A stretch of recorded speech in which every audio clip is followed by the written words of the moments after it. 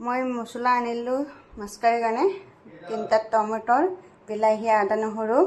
দুটামান পিঁয়াজ এটা কাজু বাদাম মগজ এহেঁতি ইয়াত মই মিক্সিত মাৰি ল'ম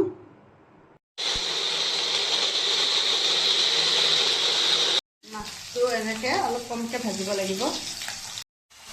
যাতে সেহেঁতি মছলা দি দিলোঁ নিমখ দি দিলোঁ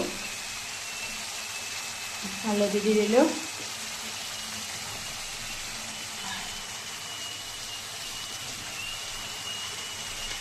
তাৰপিছত অলপ জিৰা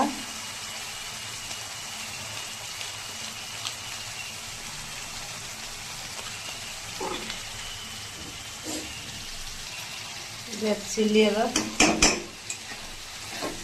হৈ গ'ল মোৰ মাছ কাৰী ভাল লাগিছে যদি লাইক কমেণ্ট অলপমান কৰিলে ভাল হ'ব পাৰিলে সময় সুবিধা মিলিলে আপোনালোকে লাইক কমেণ্ট কৰিব আৰু ইয়াত চাওকচোন মাছৰ কালি টুকুৰাটো কি সুন্দৰ দেখিছে খাব যে কি মজা হ'ব চাগে এতিয়া বাই বাই এতিয়া আমি খাবাহে কথা আৰু খাই লওঁ এতিয়া আমি আপোনালোকক দেখালোঁ আপোনালোকে এয়া চাই খাই যাব পাৰোঁ বাই বাই টাটা